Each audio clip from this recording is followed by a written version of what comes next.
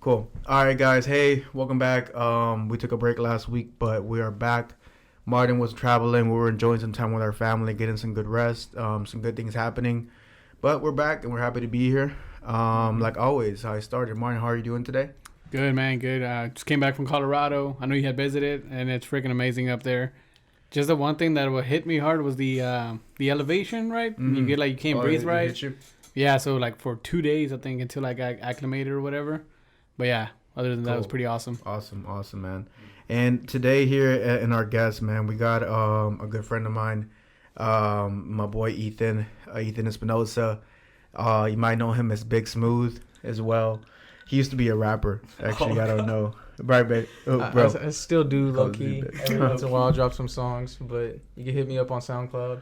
There we go. Oh, you actually did drop a song one time, right? It's not on my... I don't have a profile or anything, but I made it with a friend. Dude, we can actually play it because it's probably not going to get copyrighted, so we can play it on here, bro. Gives you some exposure. Yeah, if you want to play a little bit, go ahead, bro. I'll pull it up right now. We'll definitely pull it up on the second half. I'm open to sharing it.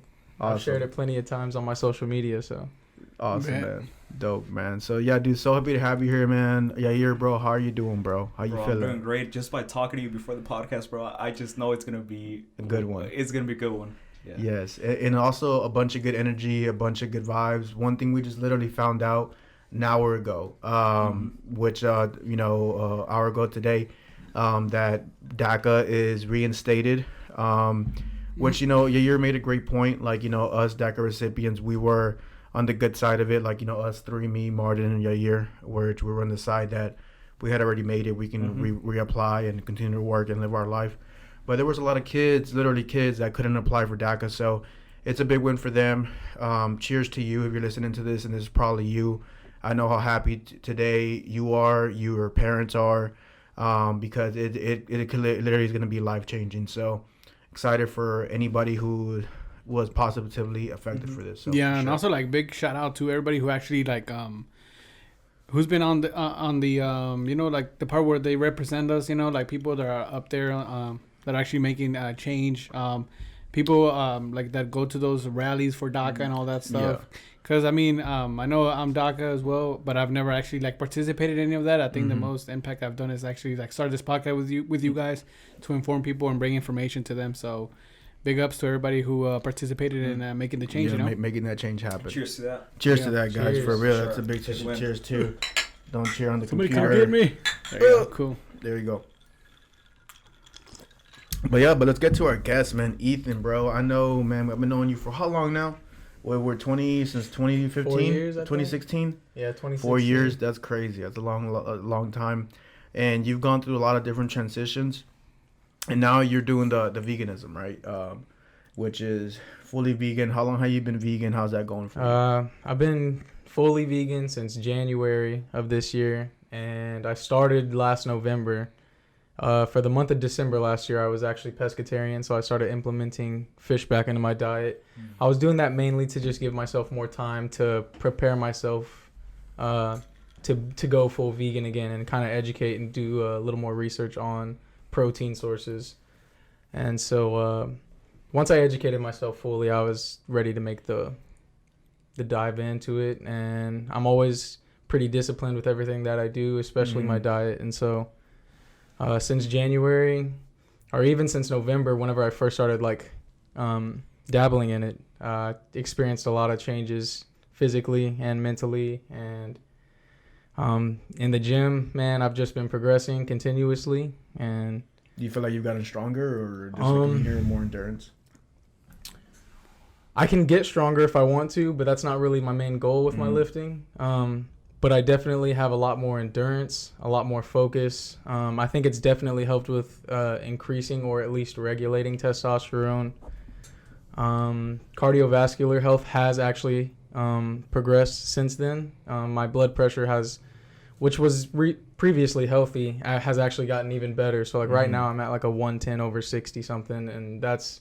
Wow. That's amazing. Before that, I was, 120 to 130s over 75, which is still healthy, but it wasn't as healthy as it is now. And I was really healthy back whenever I ate meat too. I still ate a lot of vegetables and a well-balanced diet. But since transitioning onto veganism, what made you go full vegan? When? Yeah, no, why? No, what made Why? you go? Yeah. So initially, I did it for the health reasons. For me, I wanted to optimize my health, because that's just what I try to do with everything in my life. And since my health and fitness is one of my biggest things that I do on a day-to-day basis, I felt like it was a change that needed to be made. And, you know, I love meat. Don't get me wrong. You know, I think everybody will say it. Most vegans will probably admit to it, hopefully, that eating meat for pleasurable purposes is good, obviously. But for me, I kind of had to make that sacrifice of letting go of pleasure, a temporary pleasure, for something that was more sustainable for my health. Mm-hmm.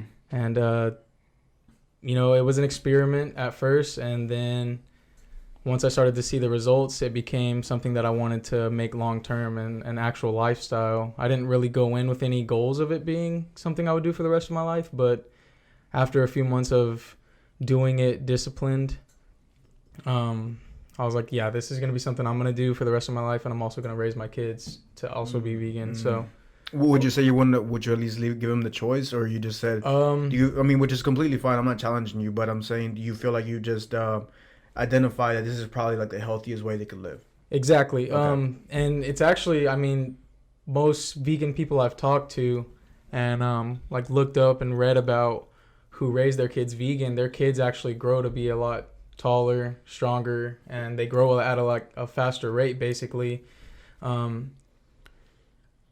which is, you know, what I think everybody wants for their kid. You know, we want our kids to develop as efficiently as possible. And so I've now that I've seen that, I would want to do that for my kids. Because at first I was like, no, I don't want to raise them vegan. But the more I fell in love with the diet, the more I was like, okay, if I'm, you know, obviously I want to raise my kid as efficiently as possible. So I'm going to have to put them on this diet as well. It's going to be a lot of work, man, because I'm telling you, when your kid wants chicken nuggets, it's going to be hard to just give them a broccoli. Yeah. Well, isn't is veganism correct? And it has nothing to do with animals, right? So like no eggs, no milk. Nothing, man. Not even honey. Which is something that usually surprises people. And I actually forgot about that. I used to eat honey for the first like couple months. So you havened been a vegan. So I guess if you want to like, you know, be extra technical with me. You have. But once I finally I realized it, because I was actually doing a research paper for class on it, and I actually included a little section on the bees, and you know, eating honey is also against veganism. So. Makes a lot of sense why. All right, for environmental purposes, and then also just because, you know, it comes from a bee. Yeah. I want to ask you about your background. Like Lawrence said, shout out to Lawrence. Shout out to Lawrence, man. Episode Realest dude out there. In order for us to understand where you're at now, we need to understand how you grew up and what made you become the way you are right now. Can you tell us more about your background? Yeah, man. I went through a lot as a little kid. You know, I lost some family members at a very young age because of health reasons. And, you know, family members I was really close to. And I grew up with the idea instilled in me that it was in our genes, you know? And because that's usually what, you know, my family would tell me if I asked them, like, you know, about diabetes, which is one of the big ones that runs in my family, diabetes and cardiovascular disease. Well, diabetes can be genetic, though. It can be, and most diseases can be genetic. But the thing is like, and it's also becoming more accepted in the medical field. But our genetics can be reversed. Our DNA can be altered by the way we eat, because essentially we are made up of everything that we eat.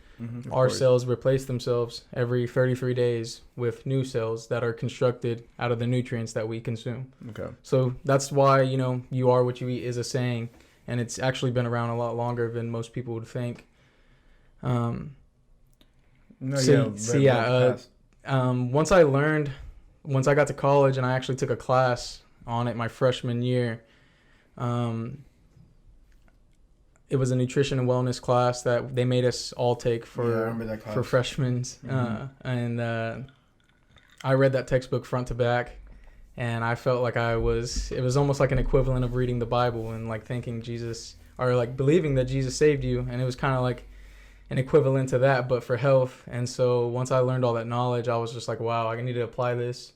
And I lost about like 40 pounds, did a complete 180 with the way I ate. Growing up, I ate a lot of processed frozen foods. I was spoiled. I was an only grandchild for so long. So my grandparents spoiled me, took me out to eat wherever I wanted, whenever I wanted. And, I ate fast food, ate with no limits, no discipline whatsoever, which I don't regret because I was young. And while you're young, you're allowed to do that. And I was, in sports and stuff too. So I was putting all that food to good use. But I was definitely not my healthiest because I was still overweight and had a decent amount of fat on me.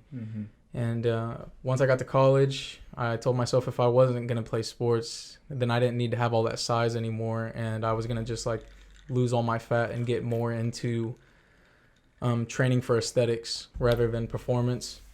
And so I actually met Noe my second semester freshman year, and he was the one who kind of put me on to like bodybuilding style lifting, and from there it just took off, man. And I learned all that from Colton, so shout out to Colton. Hopefully one day Colton's awesome. It's not on my doing. You met Colton after me, right? Like you introduced me to him actually.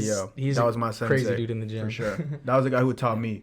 And when I met him, I kind of met him I met Ethan like a couple months later, and then he taught me how to work out a certain way. And then I kind of passed it on to Ethan, and we started working out. I see together. that from your Instagram stories. They actually teach people in a way how to work out. And actually, I'm not sure. Are you a trainer? I'm not a trainer. It's something I've always contemplated getting into, but I don't know. I've always kind of just like helped people for free, through social media, and I've lost count of how many people I have helped because it's been so many over the years. But, whenever I've posted my transformations online, people from back home who knew me as like a chubbier guy are just like, what the heck? Like, this dude looks completely different now. And then like people in college who see me and know that I'm in the gym, 2 hours a day, pretty much 6 days a week. They know that I know what I'm doing, and they ask for some advice. And I've given so much advice. Unfortunately, not many people will actually stick to it and have the discipline to do so. But I have had one person who really stuck to it. I sent him just some little stuff I had written up in my computer, like a little workout program and a grocery list. And I gave him some tips in person because I used to work with him. And I sent it to him through email, and he ended up getting fired. So I never really saw him or talked to him. And then sure enough, like 6 to 8 months later, can't really tell the timeline on that, I saw him at the club and didn't recognize him. He said, "What's up?" to me, and I was like, "What's up, man?" You saw him at Nasty's? It was at Nasty's. Okay. And he came up to me and like said, "What's up, Ethan?" And I was just like, "Yeah, what's up, man?" I was trying to searching through my head trying to find out who this was, and sure enough, once he like started talking more, I was like, "Holy shit, Sean! What the hell? Like, you look freaking amazing, man." And he was like, "Yeah, dude." He's like, "I did everything you told me, and I followed the stuff that you sent me." And he lost like 80 pounds. Dang. And I was just like, bro, you changed his life for the better, bro. That's honestly probably one of the best feelings I've had in the world, man. Once he told me that, and I honestly wanted to cry a happy tear, but I held it in because I ain't no bitch. But chill out, bro. We're very inclusive in this podcast. I'm just kidding. It's okay to be emotional. You can let it out if you want. I'm actually a very sensitive guy. I was just holding back my happy tears. No, yeah, I'm kidding, bro. I mean, we were out, but yeah. So long story short, I'm not a trainer, but I do like to help people. Always will, whether I'm getting paid for it or not, because I'm just not going to be selfish with this knowledge that can change people's lives for the better. Was there a moment, or what inspired you actually become serious? Because you said it was your second semester, right? Second semester. And was there a moment in your life where, like, what?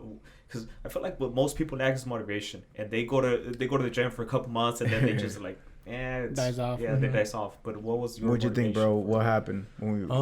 For me, I have always loved working out. That wasn't a problem for me. So being in the gym was fun. I worked out so much in high school, and I was always one of the guys on the team, like going in and putting in extra hours in the gym with a couple of friends who were also the same way. So working out wasn't the problem for me, and that's why I actually asked my coach my senior year in the off season for some tips on how to start losing weight. And I started small with like cutting out fried foods, high fatty foods like bacon and stuff, and like like all the refined sugars like dessert snacks and stuff like that, and soda I cut out in like middle school. But so the dieting was something I needed to learn more about once I got to college. Luckily that class was what I needed, and that's why I read that textbook front to back, because I knew the working out, at least I knew how to work out. I learned definitely a lot more about working out in that class as well, but I learned more about nutrition, and I just started applying it. As soon as I read something, the next day I was applying it. Going to the cafeteria was one of the biggest things for me, and just like I would always start off with a huge salad to kind of fill me up with like low calorie food, and then I would only limit myself to one entree, and started losing weight. I was mostly running, and I actually got really skinny that first semester in freshman year, and I was like, I need to start bulking back up again, because I was starting to like lose some of the muscle I had from high school from like sports. And so once I started working out with Noe and we got back into working out, and I started to see those results. So now that I was working out 6 days a week again, and at an intensity that I did in high school, and pairing that with the discipline I had built with my diet from the first semester, man, those results came in like crazy, and I just got addicted to it. And from there, I mean, it was just I think you had built so much momentum, bro. Kind of just took you on. It was a lot of momentum. And I'm not gonna lie, like it gets hard. Like it's a roller coaster. You're not gonna be perfect the whole way through. And I have had moments where I kind of lost my spark, like my relationship with the gym and stuff, and I get tired of it.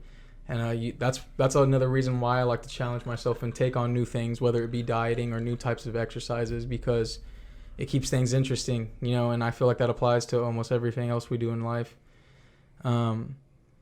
So yeah, that's another reason why I went vegan, was another challenge for myself to keep things interesting. And can you give us like a rundown of what a typical day of being a vegan, like what your diet looks like? Like from morning to end, like so what okay. would you start with? Wake up. Yeah, I'm really interested in the protein part. Like, what do you get? How do you get protein? So protein. So first off, a small tip, and actually a misconception with protein, for most people actually, is that we believe that we need a lot more than what we actually need, and they recommend like 0.8 to 1 grams per pound of body weight.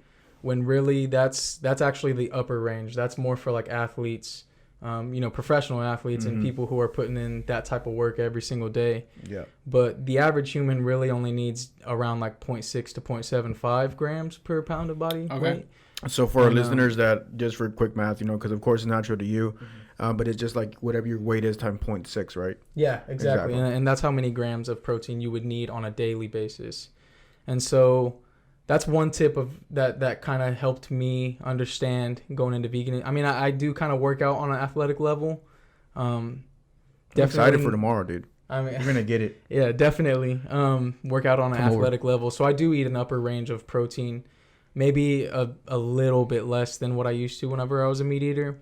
But also on a vegan diet, your protein quality is a lot better because you're getting it straight from the source. Whereas whenever you eat animal protein, you're eating the protein in their muscles, which is already made out of the plants that they're eating. Because all animals that we eat are herbivores, so they're eating plants, and those plants make up the protein in their muscles. So it's basically going through a middleman for us to get our protein. It's still technically being processed, right? So not really right, but yeah, if you think about it, it's just like, as a logical person, just thinking objectively, it's like, would you rather get something that was like chewed up, spat out on the ground and eat that? Or would you rather just take it straight from the source and like eat it straight up and get it, that's without being like diluted. And so like the protein is a lot more pure whenever you get it from plant-based sources. That's dope, man. So yeah, that's first off, some tips with protein whenever it comes to veganism. What is your biggest challenges with veganism? Some new challenges. What are your biggest challenges? Wait, biggest but first, can you give challenges? us the rundown? Oh, yeah, what do we you haven't eat? got to that. I'll get back. Yeah, I was go actually that about one to and get then- back into Because he went that. like straight into protein. Like, Yeah, I was yeah, like, yeah. That was like, my bad. I had to give a quick overview Yeah, of you're good, protein bro, you're good. before I went into job, Martin. into like how I consume That's it. a regulator right there. So I actually do fast as well. That's something I actually implemented over quarantine, Okay. and was doing more research on fasting. But that's something we can get in a little bit After later. this, After you tell us veganism. what That's a freaking diet, bro. What the fuck do you eat for breakfast, dude? So for breakfast, I don't actually eat anything. Okay. I usually, as of right now, because I was experimenting with fasting. So for right now, I kind of break my fast usually around 11 a.m. to 12 p.m. I'm not super strict on it like I was at first, because at first I was super strict with my fasting, and that was mostly just to experiment with it and find out what worked for me. So now I've kind of settled at breaking my fast around 11 a.m. to 12 p.m. and I'll usually start with some fruits, not some low sugar fruits. So like I'll usually do like strawberries, raspberries, blueberries. I'll either make a smoothie or I'll just like make a fruit bowl, and then I'll throw a scoop of protein in there. I throw all my chia seeds, my hemp hearts, my flaxseed meal. So I'm getting my healthy fats. That's where you get a lot of your omegas for a vegan diet. And so I usually break my fast with something that's a little heavier on like protein and fats.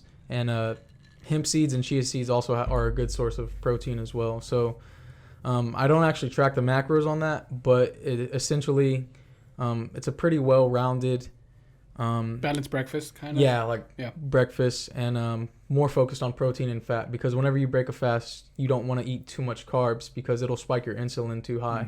That's correct. And that can be unhealthy and like kind of hard on the bloodstream. Yeah. So that's how I usually break my fast, and then I'll usually eat one more meal about an hour and a half later. I'll eat my kind of like my first main meal, which is, it'll usually consist of like beans, some type of legumes, some vegetables. Gotta have some greens in there, always onions, and I'll do a grain, so either like wild rice or quinoa.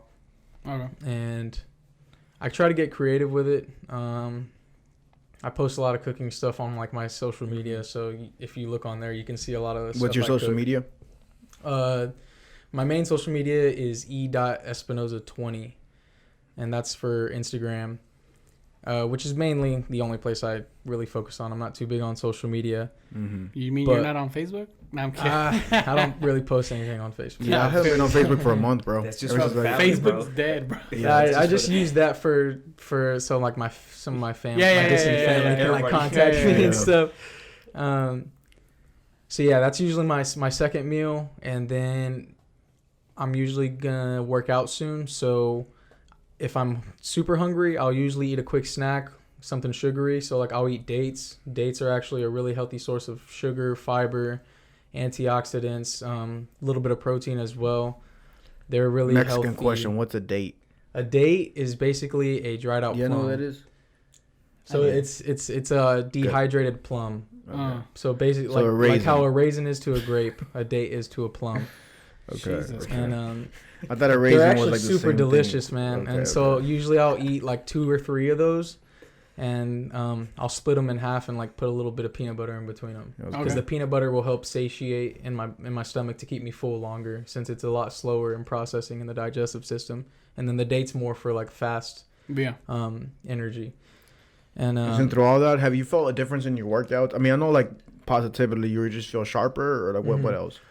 Definitely on a vegan diet for myself, and also for people who I've talked to who have experimented with it or are vegan, you get a lot more mental clarity whenever it comes to being vegan. Like just from the moment you wake up, you know, you don't feel as sluggish. You feel a lot more energetic.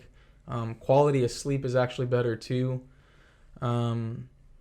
That's something that I noticed from it, because for me, I used to struggle with my sleep, and it's something I honestly still struggle with, but I know that whenever I do get sleep, my quality is a lot better. Now that I am Like vegan. insomnia or something like you can't go to sleep, or you don't. It's you don't not get really enough rest? insomnia. It's just I'm just one of those people who lays down and just thinks too much. And so, like, okay, that's where all the ideas roll in for, like, things that I That's do. a blessing. I get a lot of inspiration whenever I'm going to sleep. Would you say a vegan diet is kind of, I mean, I don't know. You let me know. Do you think it's, like, hard to get into, like, for somebody that's, like, that's not as informed as you? That's somebody that just wants to be, like, I've heard, like, because, I mean, if I'm being honest, like, veganism, you've been hearing it a lot. You've been seeing Netflix documentaries. Like, a lot of people, like, it's a big buzz right now about veganism.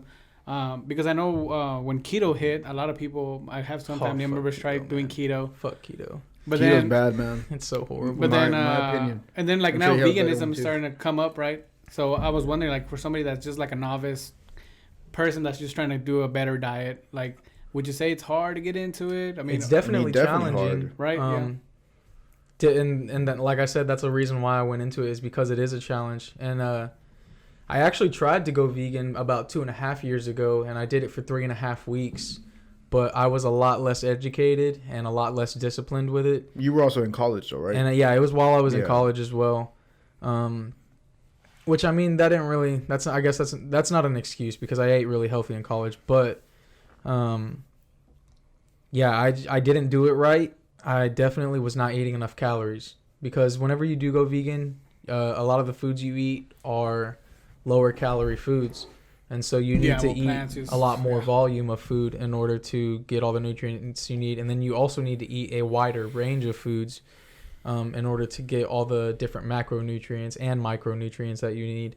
Okay. And so for me, I didn't do that correctly the first time. And I had a workout one day, and I, like, crashed. Like, felt like I was about to pass out, and I went and ate a chicken breast. Like, I ended my workout early. I was like, I feel horrible. You went to Popeyes. Me a chicken breast. Give me this Popeyes. You would have fought somebody for that Popeyes chicken sandwich. Oh my god. Yeah, dude, I had to, and then, but something deep down was always telling me to, like, go back and try it again. And then once that Game Changers documentary came out, that one kind of, like, inspired me to start going back into doing research and doing it right this time. And also because that documentary focused more on the health side of it, and they actually showed live experiments that they did on, athletes from the NFL and, like, college athletes as well. I think that was the documentary like, a guy was on Joe Rogan. Yeah, they right? debated. And then, like, a guy came to debunk it, and then they came back and debated it again. Yeah. It was It was Chris Kresser. I really liked that one when they came back and debated it, because the guy from Game Changers, like, killed that guy. Dude, he destroyed him. He destroyed him. He destroyed him. That was, Joe Rogan was so hard on on his side. I didn't like that guy, because he had him on a couple of times, and he just sounds like a freaking prick, dude. Yeah, Chris Kresser and John Wilkes is his name. John Wilkes he's one of the producers from Game Changers, and I've actually watched that debate podcast a couple of times just to really kind of see his side like, of the pull argument. Up slide 72. Yeah. He was ready to go. Yeah, Jamie is 72. Yeah, Jamie 72. Oh, well, I got the answer on 74. He was passionate about it, and I like that. That was a really good podcast. It was. But Game Changers was a big thing that inspired me to start digging back into veganism and doing it right this time. Could you get everything you would need for your vegan diet, like just at your local HEB, or do you need to, like, really outsource some stuff? Definitely, yeah. Everything? That's where I shopped in Huntsville, which is where I was living when I first started. Do you miss Huntsville? Side note. Low key, I do, man. Like, I feel like it'll always have a special place in my heart. But I'm glad to be out of there, because I had reached my limit of growth in that town. Yeah. But I mean, I was shopping at the HEB in Huntsville, for all my groceries.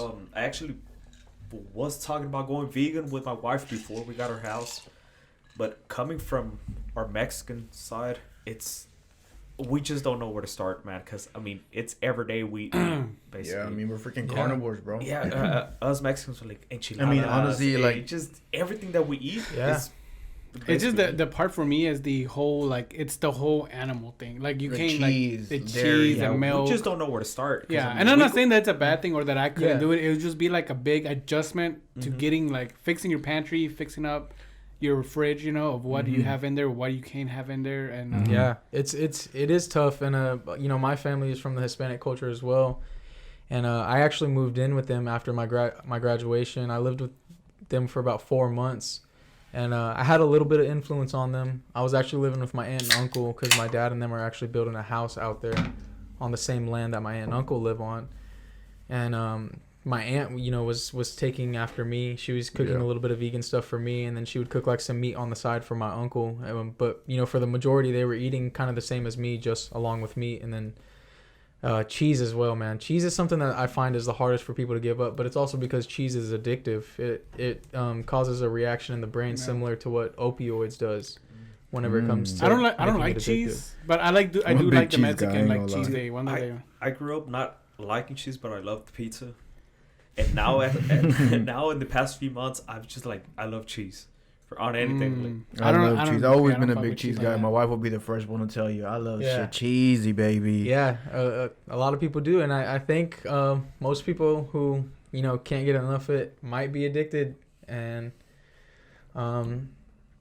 I mean, I love cheese. Don't get me wrong, especially like blue cheese. I love blue cheese, man. I love blue cheese, man. But that's they make because of 1836. They make alternatives for cheeses. Vegan alternatives. Would a chocolate chip cookie be vegan? It can be, but it just comes down to certain ingredients. Honestly, man, for me, that was one of the other challenges that came along with it. Is it also challenged me as a cook, because I cook all of my meals, and I've always cooked since 26 since the semester I met Noe. That's whenever I also started cooking my own food, and I've cooked ever since. Pretty much, I cook every day, and it challenged me as a cook as well. So I had to learn how to make some alternatives whenever it came to cheese and meat. How hard is it for you at a restaurant?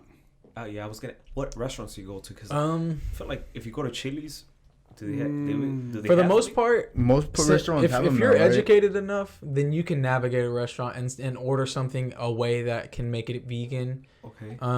But for me, I mostly stay away from restaurants unless it is like a strictly vegan restaurant. Well, I mean, I'm not saying like you actively go seeking out a restaurant, but like sometimes you're like, hey, we're gonna go family or stuff. Yeah. Usually I'll rely on the restaurant and hope that they have a vegan option or a vegetarian option that I can somehow alter to make it vegan. But for the most part, like I said, since I'm pretty familiar and know what I can and can't have, I know how to order something in a way that can make it vegan.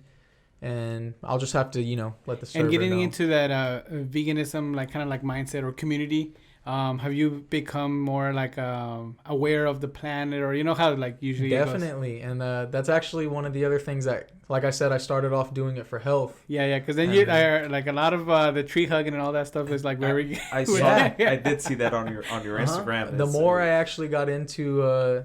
Because it's like a mindset, the more right? I learned about it, the more I fell in love with the diet, and the more I realized how beneficial it is, not only for myself, because that's what it started off, was just the benefit for myself. The more I realized that it benefited the planet. I know, bro. You be posting that on your Instagram. Yeah, man. I mean, like we were talking about before the podcast, our future, man. If we want to have a future, we got to start caring for the planet. And so, like for me, that's that's starting to become, as important to me as my health is caring for the planet. And that's one of the biggest reasons why I'm also sticking with the diet, long term. And, developing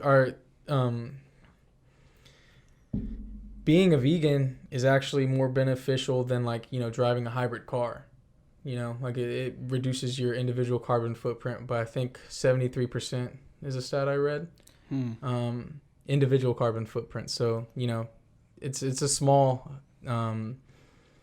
change, like a small benefit on that scale. But, if it's something that we could develop on a larger scale, we can really make a big change. But do you think it's a large scale that's realistic? So for me, I think it's where I've kind of came to terms with is I think it's unrealistic to expect the entire world to go vegan, but I think we need to reach a point where the majority is vegan. Did you know that, which I'm sure you did, but I'm going to bring it up just for our audience, but did you know that people ate meat before they ate vegetables? Like people before they were like gatherers, right? Or like farmers.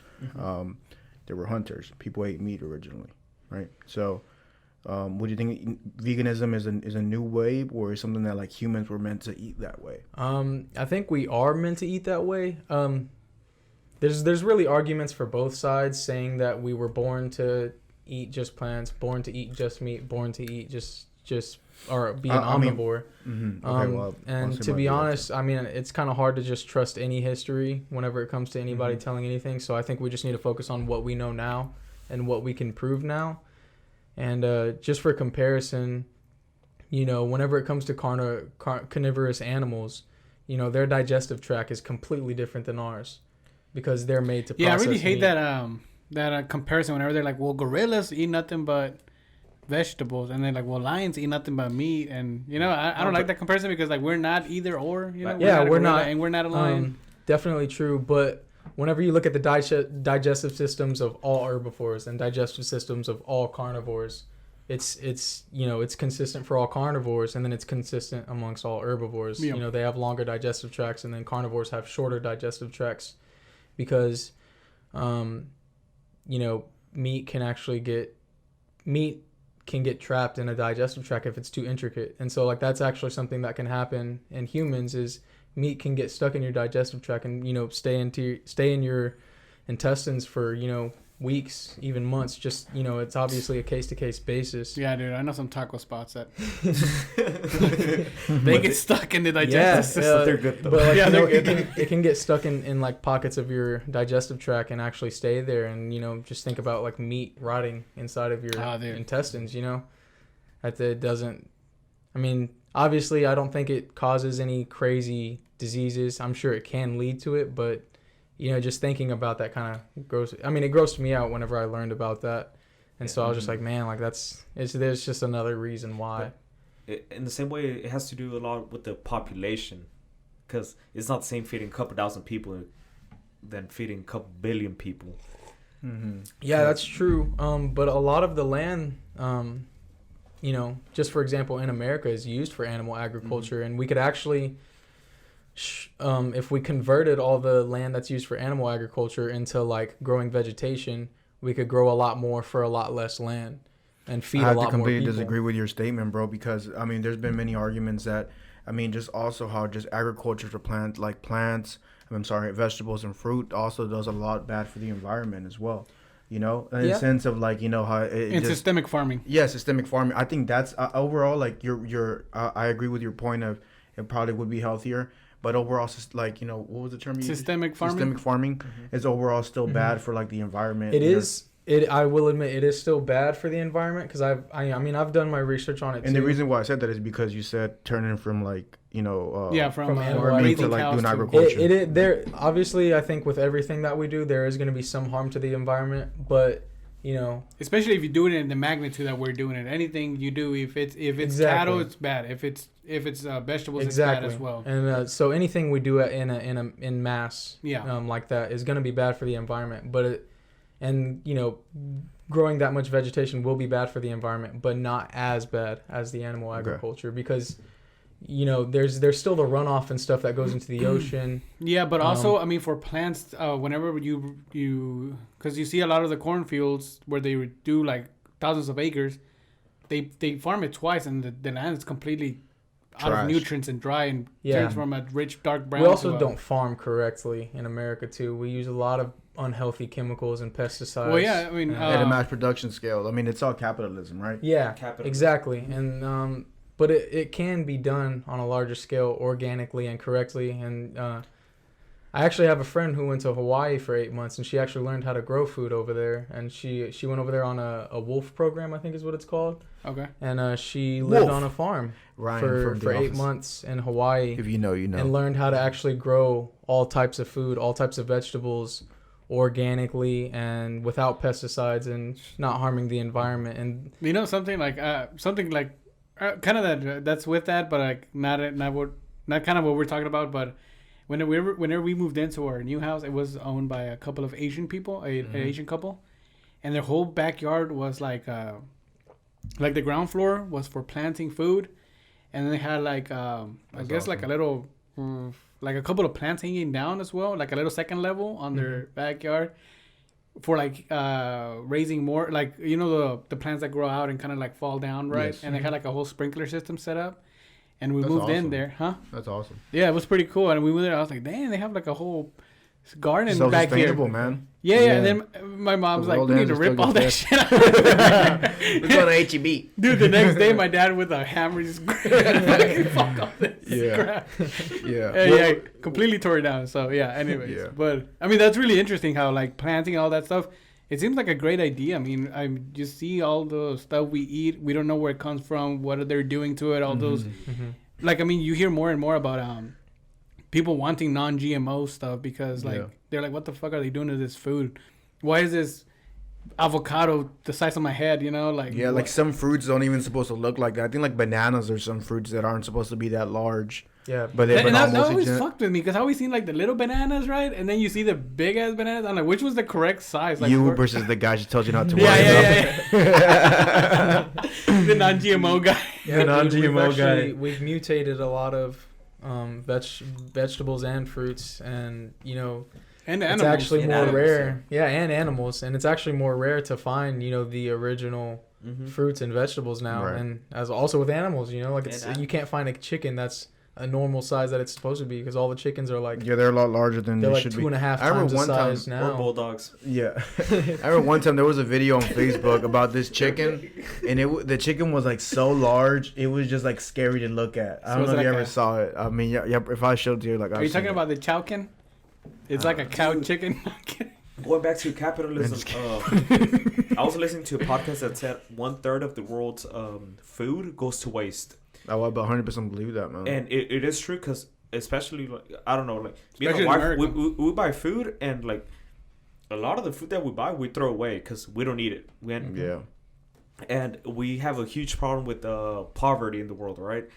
But the world and each country has enough money to feed the poor. Well, what's money, bro? What's money exactly? In some countries, money is just like whatever. But money's here in capitalism. 1/3 of the world's of the world's food goes to waste. Mm-hmm. That's so crazy to have that privilege, man. I mean, like, you know, we're like, you know, like to say, oh yeah, sometimes we throw out food because there's really people who would eat that vegetable that you're throwing away, or they wouldn't. That's unheard of. I mean, there's so much more people in the world that are hungry or malnourished than there people are who are eating. We just happen to be on the good side. And I mean that's the realistic part of it. And the crazy thing is that we don't look out for them. And also the other crazy thing is that they didn't choose to be born in those locations. Yeah, man. Yeah. And that's comes down to education, really. Like, the thing is it comes down to education. They're not educated over there enough. No. I think you're missing what we're trying to say, bro. Well, even I guess what we're trying to say is, like, kids in Africa, they don't grow up where there's no school. It's not even about education. You know? It's just resources. It's the family. Well, that too. But I took an economic development class, and we actually learned about that in there, and how, you know, they have tried to give them money over there, but they don't know how to use it right. They don't know how to use it to make it something sustainable. You give money to somebody who's uneducated, you know, over there in Africa. But see, like, I think it's like a whole bigger problem, and that's probably a whitewashed class, bro. Because like it's easy for, like, you know, some American professor to tell you that.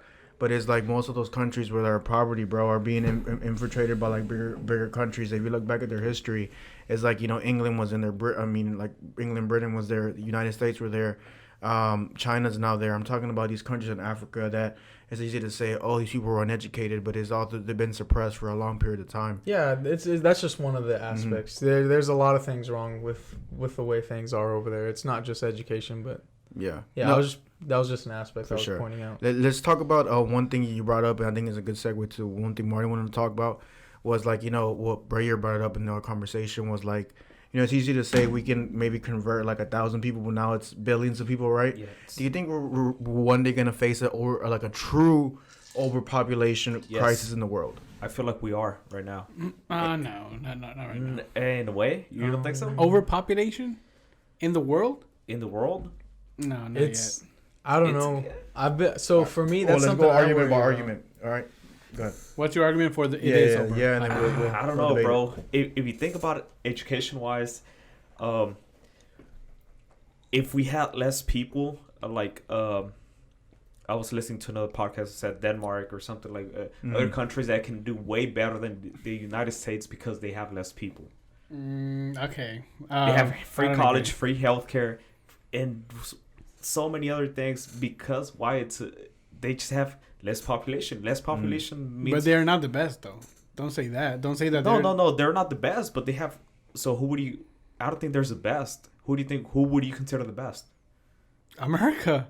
Here in the United States. I mean, Okay, I would agree with you on that. In what way? Every way. An opportunity, I would say. Don't say. Okay, opportunities, energy. Energy.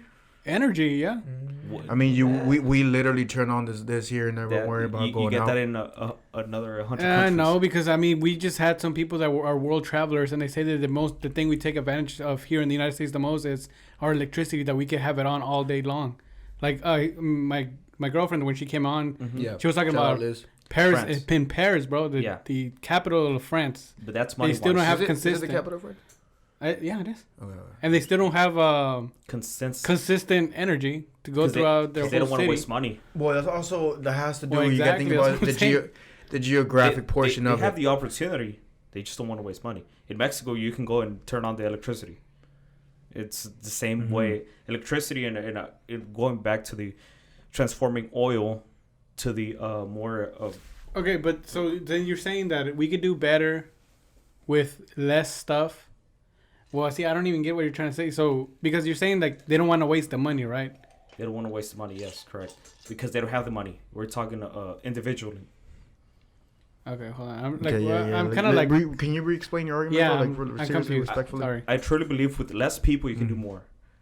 Because right now, less is more with people, for you. Yeah, because right now we're like, oh, we can't do enough with healthcare, with free education, because there's just too many to provide for everybody. I truly believe with the less people you can do, you can provide more, and everybody has bigger opportunities and more. I guess it's not privilege. It's just like I said, bigger opportunities of you coming up, going to school, having better education, better healthcare. Well, I mean, what I would say to that is that if there's one country where I feel like we're the epitome of it, is that where you can like have opportunity is America. You know what I'm saying? Like no matter where you come from. Where you come from. I mean, literally, look where we come from, where we're at. We have hobbies, bro. That's how privileged we are. And there's a video like that where like, oh, America's number one. In what way? And they're like, and they start mentioning. Yeah, I know what video. And they're like, okay, we're number Dumb and Dumber. we're number 12 in that. We're number 14 in that. We're number 10 in that. 32 in education. I agree, and I mean, I get your point, bro. Because I mean, like, America is not the all power great, and I agree. But for somebody who like hungry, driven, like can come to America, start up as a freaking 18 years old as a freaking dishwasher, and can be 35 and be like running his own entrepreneur. Company. Yeah, an entrepreneur, making $500,000 a year. Create whatever something. it is, not about the money, but like that's possible in America, and there's just legit places in the world where you cannot do that. Like there's the society is not built to do that, to give the opportunity, socialism, capitalism, or just even like these different bureaucracies. But let's hear it from our guests. What do you think? I just think it comes down to what your goals are as an individual. Whatever lifestyle you want to live. I agree with that. Depends on where you should move to, and I would agree with him in that point where less people can do more. Like as in, let's say if it's just a small community in comparison to like a big city like this, right? To where all you guys can actually like pitch in to make a garden, right? Like exactly the argument where you farm for your local neighborhood or whatever, make kind of like become sustainable with each other, but you would have to let go of the kind of like the mentality of having stuff you don't need, like having like extra stuff that like, but depends what kind of lifestyle you're trying to live. Again, like if you want to live a lifestyle where you care about your diet, you care about your health, you care about your body, about working out, about going outside, talking to people, socializing. Or do you care about being inside playing video games, having your Lamborghini outside just in case you want to go somewhere? I think America is the place for overindulgence, and other countries are a lot more disciplined in moderation, which I think is to me, I think that's admirable. Like that's the kind of lifestyle. That's why I respect the Japanese culture so much. Exactly, great culture, and also the respect they have for their elders too, man. Yeah. Like we don't have that here in America. People don't. Hey, we're Mexican, bro. Don't say. Well, I mean, it obviously varies case to case, but for the most part, I think elders aren't as respected as they used to be. Oh, dude, yeah. Here in America, I see some stuff that I'm just like, I'm like, oh no, that would never. Rosie is never gonna happen. So like, no, like But also, some elderly people in America are kind of like, kind of out of it. They're entitled. Like a lot of people are entitled. I'm like, what the fuck? They feel entitled in a way because they grew up thinking just because they're older, you have to respect them and obey to whatever they say. No, bro. I'm not gonna fucking. If you disrespect me, what disrespect? Yeah, no, I agree with that for sure. But it's because we're grown ass people, bro. We're not kids though. Yeah. You know, we're talking about kids. We're not kids. So I think that there's a mutual respect between elders and the youth, as long as y'all both, make that aware to each other whenever you interact with each other, and don't go up I mean, I guess like we're young, but we're not kids, so ain't no one gonna disrespect me. But at the same time, do you think respect is gained or lost? What do you mean? I think respect is lost. To me, respect is lost. The way I carry myself is I respect every person equally, and as I get to know them, they can lose my respect. Yeah. Oh, okay. That's how I feel. I respect everybody that I meet until they lose my respect. What do you think? No, yeah, I agree with that. All right, let's cheers to that. We finally agree on something. All right, dude, what are you doing, bro? Give him a beer or something. Where's the fucking pour me some bottle? He's like some whiskey, man. You got the bottle. When we all agree on something, we have to drink to. Cheers. That's one. It's like first one in 3 episodes. Here you go, bro. All right. Cheers now. Cheers. Yeah. Okay. No, yeah, man. But what about? I mean, we kind of got into the country. But what about as a whole? Like, as a whole, the world. Do you think we're gonna face an overpopulation crisis as a world? Not like saying capitalism, socialism. You know what I'm saying? Well, the good thing is communism. Just like the world of human beings. Yeah, I mean, Elon Musk. Yeah, no, that's what I was trying to like pave my way in there, Yeah, I'll tell you, I'm gonna say. It's because it's because okay. So for everybody who doesn't know, I'm really into space and like keeping up with all that stuff. And on Monday, SpaceX. They're gonna be they're gonna be actually testing the first they're gonna be testing the first Texas bitch. The first shuttle. Bitch. Hey, let me talk about that. On Monday they're gonna test the first shuttle that might go to Mars, right, in 2024. Tomorrow they're gonna do the first test. They're gonna fly 50,000 feet up into the air and then land it back by itself, right? So I mean that's pretty exciting for me. And I mean, I do feel like... Is there going to be anybody inside the thing? No, nobody inside. Nobody SpaceX? Inside. SpaceX, yeah. It's actually in Topo Chico, Texas, so like right at the valley of Texas. Dude. Okay, so it's pretty cool. Nice South Padre Island. So, yeah. And then another cool thing is that it's going to go up in the air, right? And then it's going to tilt on its side and like fall like sideways like this. And then it's going to stand back up vertically and land. So, I mean, that's a lot of movement. We live in the future, bro. That's crazy. A lot of fucking movement for a big old spaceship. I think another thing whenever it comes to overpopulation is I've actually been reading a book. I'm only a third of the way through it. It's called Fewer, Richer, Greener. Okay. And the reason why I bought it is because for me, I kind of had a doom and gloom perspective whenever it came to our future. As just like a whole, as dude, the world. I feel you, dude. I've been thinking a lot about that. So for me, I was just like, man, let me see the other side. Like, I want to see a positive. I want to read something optimistic about it. And it's an economist. His name's Lawrence B. Siegel, and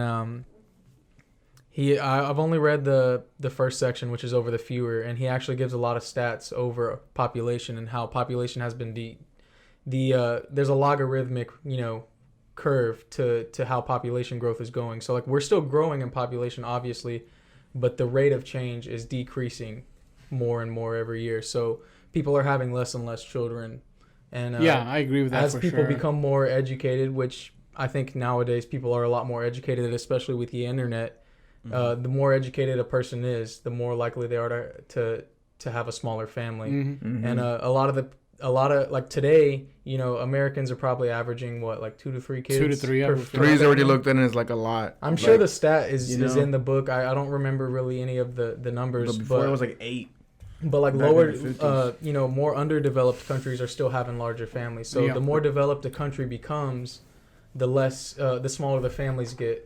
And so eventually, hopefully, all the countries will start becoming more and more developed, and at some point maybe all be developed, and by then everybody will be having smaller families, and so the population isn't, I think, going to get too large. I think by the point it would be too large, we'd probably be like, I think we'll reach another planet before the population gets too big on Earth. Yeah, I feel that too.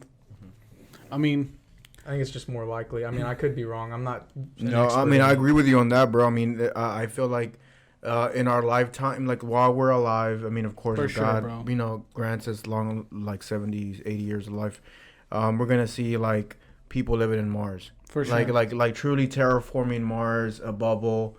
People are gonna live there, and one day is gonna be like, and you know, and my daughters, you know, our daughters or kids, right, grandchildren is gonna be a more normal thing. You never know, man. I mean, and it's for the best, if I'm being honest. That's what I've been saying. The new generation. New generation, they have to be better than Here. us, bro. Everybody that talks bad about them, we're talking bad about ourselves. If the new generations are doing better than us, that means we fucked up somewhere along the line. Well, but the thing is, like, what better is such a big word that is like what better in what? I mean, I guess innovation, survival, right? I mean, yes, but at the same time, like to them, it's not gonna be important, like respect. And I know it sounds like a so cliche thing, morals, but it's just not the same, bro. It's just not. It's not. And now, and we just have to come to a point where we just kind of have to accept it and roll with it, right? And also, things that might seem better for us, they probably have a different perspective on it. That would be like, that's not better. Like, that's actually kind of worse. And we're gonna be like, we're falling behind. We're just getting older, man. Yeah. Like, We're I mean, young, like for example, like something that people just being able to fall in love whatever gender they want, right? Like I feel like the old people, they would feel like, no, like it's only supposed to be man and boy, and I mean, yeah, man and boy, man and boy. God damn, bro. No, get like the women, fuck out of here, Martin. You know what I mean? Like traditional genders, right? Yeah. And I feel like the new generation is kind of just like, what does it matter, right? And then for them, it might be like that's not a thing that matters or whatever, you know? Kevin Hart said it with the podcast on Joe Rogan. It's like a stairway. It's like a ladder. If every generation, if the next one is not improving, that means you fucked up. That means we fucked up as a generation.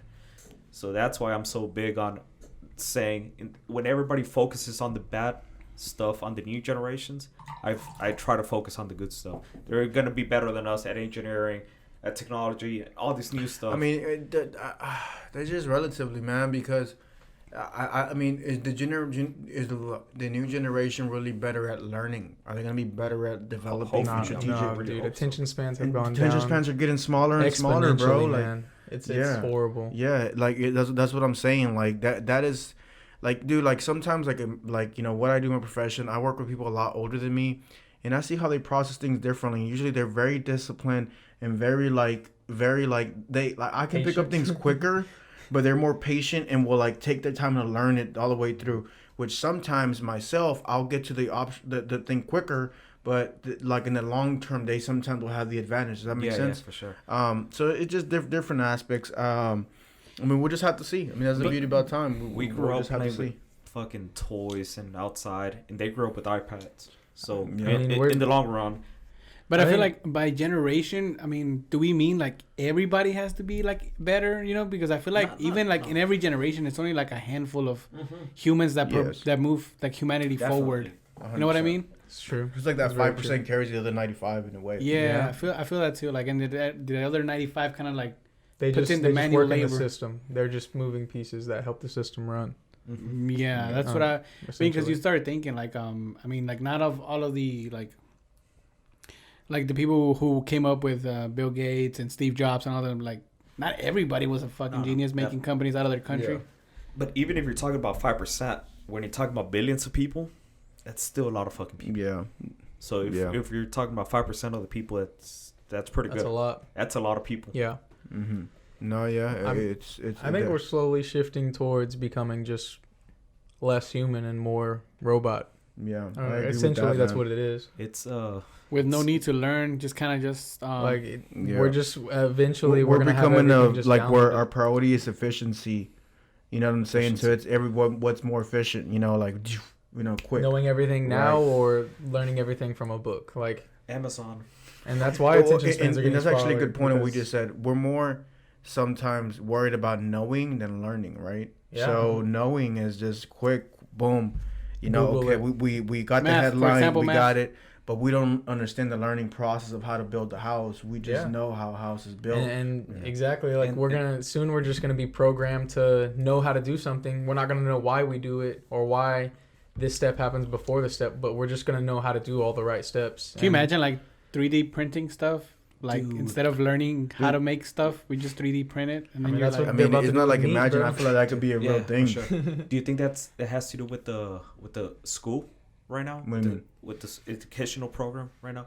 Because if you really think about it, they don't care if you actually learn it as long as you can pass the test. Well, I mean, that's in different school systems, right? Well, overall, I guess you can say you can generalize the U.S. As long as you can pass a test, you can go. I guess so. Yeah, I mean, I have hope. You can get away with just photographic memory, and then as soon as you take your test, you forget everything. You forget it. Know? It's unfortunate. Our education system is fucked in America. Yeah, it really is. It is, man. It is. It's not fair to the teachers either. Like it's not the teachers' fault. I don't want to blame it on any teachers, man, because the teachers I don't think it's the teachers. It's like this imaginary thing as a whole. This imaginary thing like the educational system, which is like it's meant to get people through the first 18 years of their life, or of those 18 years, or 14 or 15 years, instead of really like developing good human beings and teaching them how to be good human beings past their life. Like when it's time to be, this grown human, your own adult, your own self. And I know one thing as well. You talked about like what we talked about today or yesterday, I think, about self-mastery. Yeah, today. And I'm huge on that. Is why I do so many different things to like put myself in difficult situations, right, or just situations that suck, because I know it develops my self-mastery of self. So can you talk about that, bro? What that means to you? Self-mastery. I mean, to me, self-mastery, I think, is something that's becoming less common because we are relying on our phones, and so I think we're focusing too much on the external, and we're losing sight of the internal, which. I don't know if that's going to matter in the future if we do end up, just shifting to cyborgs and downloading our consciousness, into robots. But for me, self-mastery is important in present time because, when you know what's going on with yourself internally, then all the external stuff just kind of falls into place and you don't really have to focus on it. And it is hard. It's definitely a harder route to take. But at the same time, I feel like it provides you more freedom. It's like that Jocko line, like discipline equals freedom. But exactly. what exactly are you guys talking about? Like self-mastery? I feel like that's what me and E, like when we first met, dude, we were like two peas in a pod, bro. Like literally since we first met, and we were just like, you want to work out tomorrow? And we're like, yeah. And then we just never stopped working out after that. And we were just kind of like I guess like we just knew we're both people who we like to seek knowledge, and we're like we're not okay with just living life in the surface. Like we just don't go to work, come out and check out and unplug ourselves. It goes back to like knowing, the difference between knowing and learning. Like a lot of today's generation, like we said, can just Google something and know it, but will they dig deep enough to actually learn it and understand the concepts and the causes and the reasons why something happens. Okay, I kind of get self-mastery, I think, comes down to like you're doing that in every aspect of your life. So you're doing that in your health, you're doing that in your finances, you're doing that in your job, in your hobbies. You're learning, you're not just knowing, You're growing and you're developing. You're going through the hard parts of the discipline and the adversity, because nothing is achieved with ease unless, you get very fortunate. But I think, a lot of today's generation is scared to take the more arduous route just because it is more stressful. But, that stress that you get on the journey is worth the reward at the end. Yeah. But a lot of people want that instant gratification, which is that's a term that's used a lot in today, whenever it comes to talking about like social media and mental health.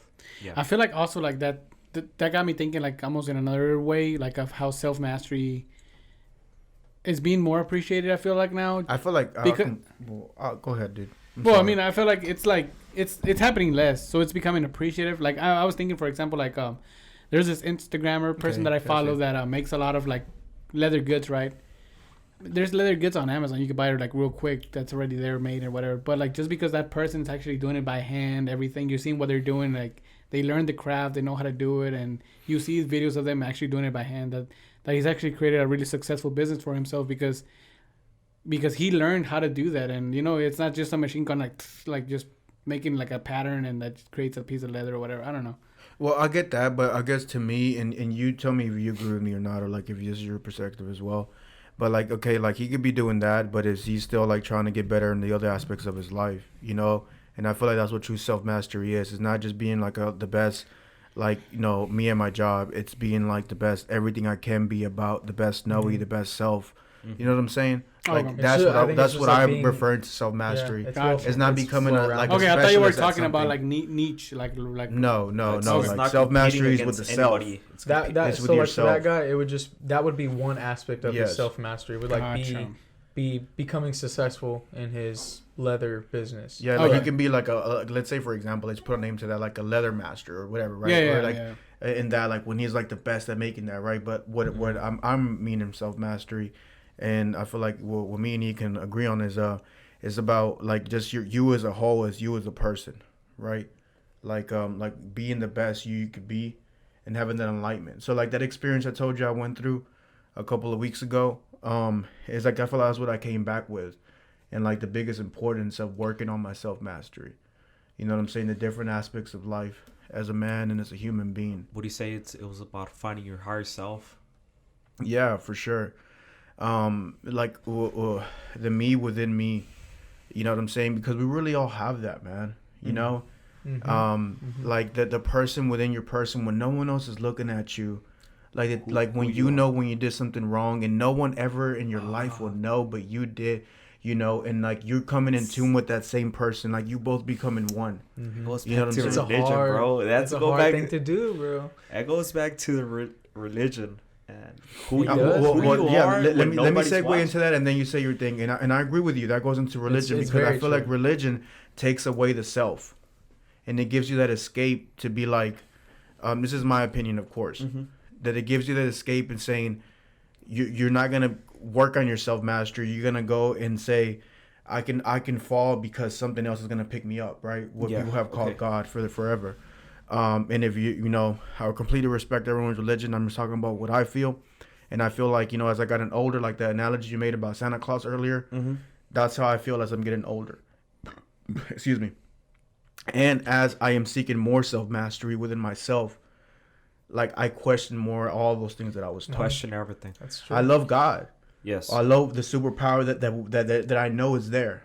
But religion as a whole, I feel like it's meant to control and make overall people weak by telling them they're strong. I agree. Yes, definitely. So what were you going to say on that? Let's go back to the Santa Claus one. Okay, go ahead.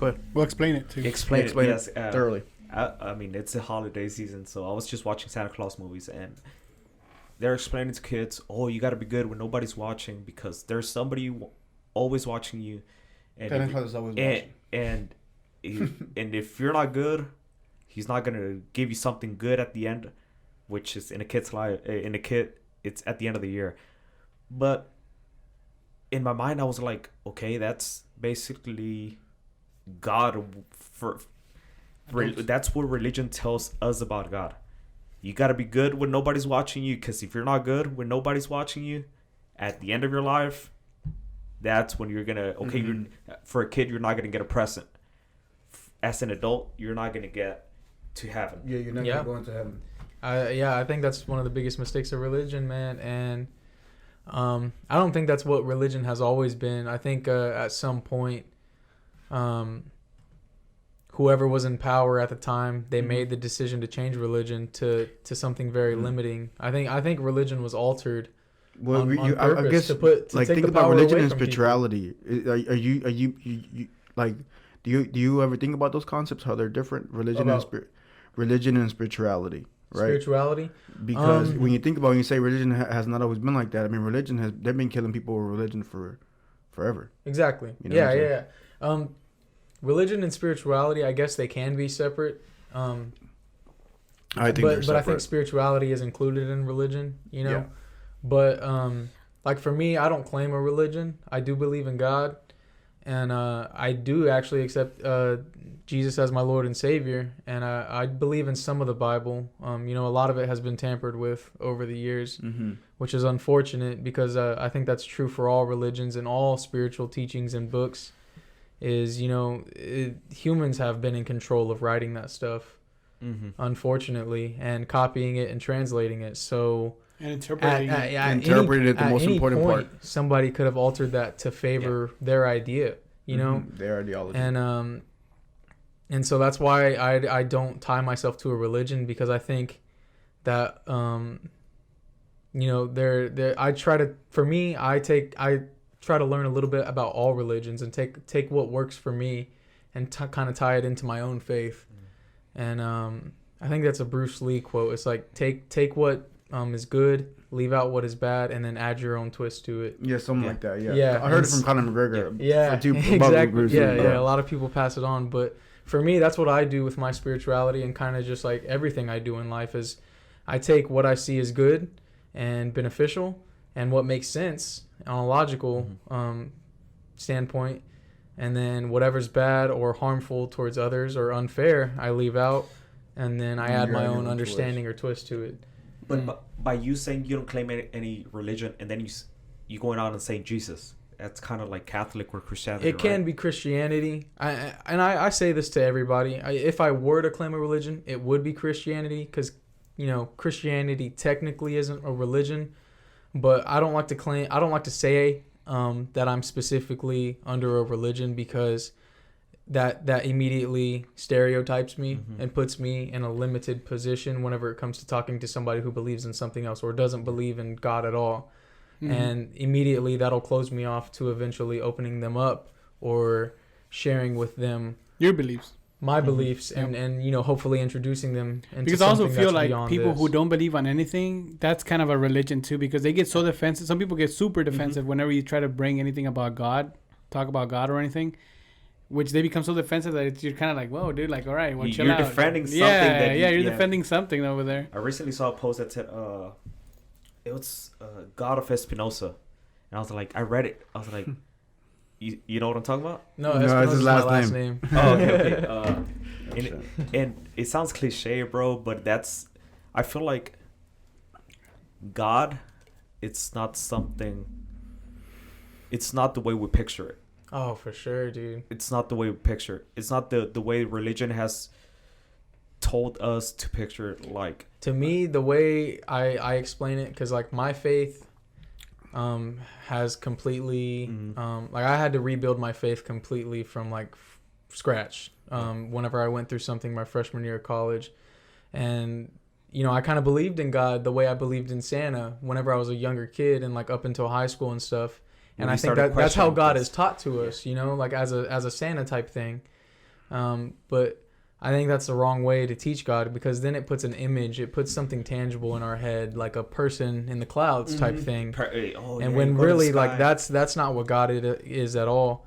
And something I like to say is I think the word God is limiting and putting who God actually is in a small box. You know, like, because that's not God.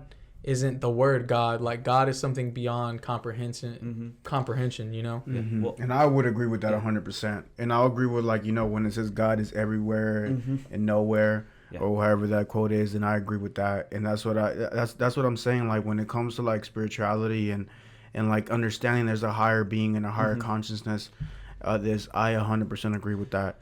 Now, like that, just exactly to your point, man, like how things are taught. They're taught to us, and I feel like they're taught to us to keep us in control. I feel that's how the whole how things are taught to us, because I had a conversation with my mom, because she's always been really Christian, really, but like really deep down, right? And I was telling her, like, I was like, you do know, like, the Bible is kind of like you kind of like interpret what it says on there. She's like, what do you mean? Well, I'm like, what do you think the mark of the beast is? And she's like, what's gonna be a 666 on your forehead? I'm like, see, like, I don't know who taught you that, but I don't think that's what the mark of the beast will be. So many and then it also says, like, whenever, like, and then also says, like, in the Bible, like, whenever the 4 horsemen come, right, they're gonna be riding 3 white horses and then like the black one or whatever. And I'm like, what do you think that means? Like, do you actually think they're gonna 3 horses are gonna come like from heaven down or whatever? She's like, yeah, that's how it's, and the trumpets are gonna sound. I was like, but yeah, like I don't like who, like I don't know who, because I mean, for me it's crazy.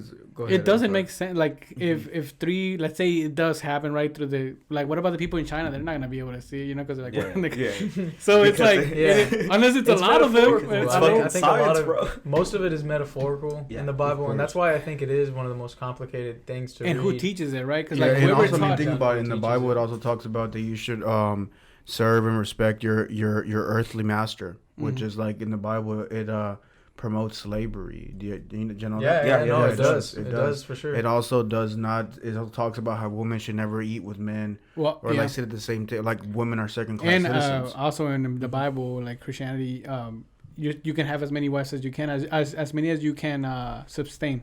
That's what I don't get, bro. I mean, see, that's why religion doesn't make sense to me, and that's where I think that concepts like that, I think are some of the spots where it's been tampered with to some guy was like, hey, how about we add this one, like you can have as many wives as you, bro. 6 wives. Whenever it comes to LGBTQ stuff, like too, like I think that I don't think gay people go to hell. Like that makes no logical sense to me. If God is all loving, we all exist on the same plane spiritually and physically. And just because you're born, I think that to me it just doesn't make sense. Like I think that's somewhere along the way somebody threw that in the Bible because they didn't like gay people, and that just because it wasn't normal, man. And it wasn't normal at the time, probably. But I mean, it just started being normal like 20 years ago. It's been around forever. Like stuff like that has been around forever. It's been around forever. Not normal. It's been more accepted 20 years ago or so. It all depends, because in Roman culture it was totally accepted. Yeah, it was. That is very true. So it all depends on what culture you're talking about. No, yeah, but I guess I'm just speaking as humanity as a whole. I mean, you say that's completely true. But if you think about it as a whole, if you can generalize it, you'd be like, it just wasn't as accepted. Yeah. Would you say so or no? I agree with you on that. I don't know.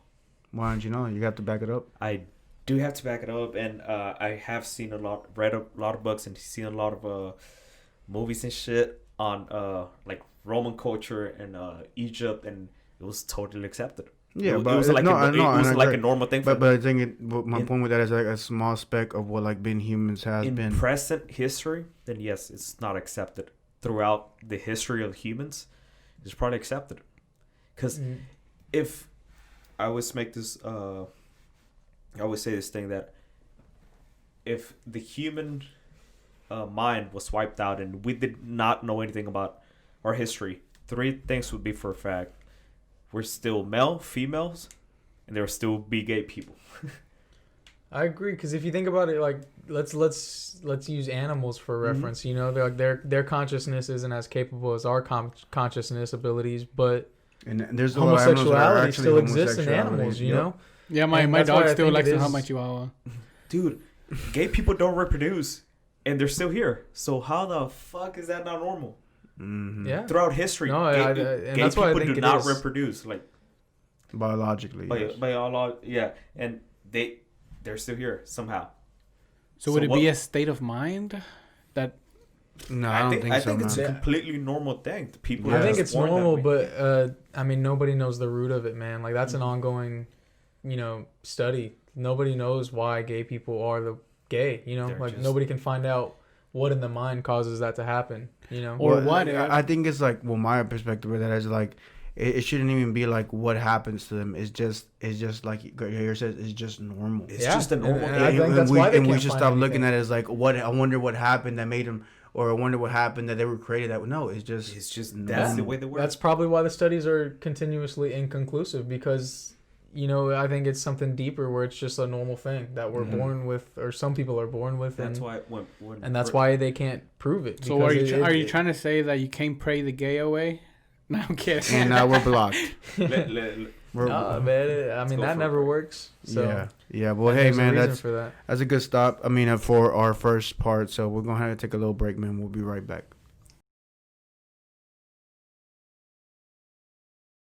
Your boy Young E, I'm back up on the floor. Hit it once from behind, then I swear she lost control. Started making up stories about all these other hoes. I said, bitch, if you don't trust me, take your ass up out the door.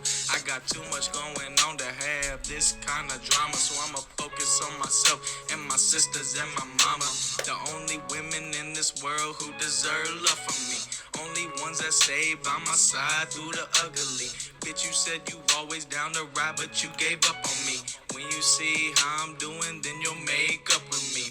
She always blaming me, going crazy on me. I said, back up, dumb B. You just don't know, young E. They betrayed on me, put that blame on me. They defaming me, put that shame on me. That was hard, bro. That was nice. I thought wasn't PJ on your one? That's a different song. Oh, okay. That song's also on there too. Which one is it? It's called Wishes. Wishes. Oh, that's dope. No, but that one went hard for sure. Yeah, man. There's some personal stuff in those lyrics. You know, there's a deeper meaning behind it. Okay, take the shit off. But yeah, we did not make the beat. It was just a beat we got from YouTube. But lyrics and everything were written by each individual. Nice, and you know, the flow is original as well. So, like I said, I wasn't mad at it. It was pretty good. Pretty good. My friends have hyped me up on it, man. Like, I have some friends who listen to that on the regular, and so to me that's all I could ask for out of like something small like that. Like, to me, that was just like something fun we did on the side, like fucking around in college, you know. Dude, college was fucking cool, man. We had some fucking times there. For sure. Yeah. Shit. Yeah, what do you want to talk about? Marty, what do you want to talk about, bro? Man, I want to talk about music now. Now I'm kidding.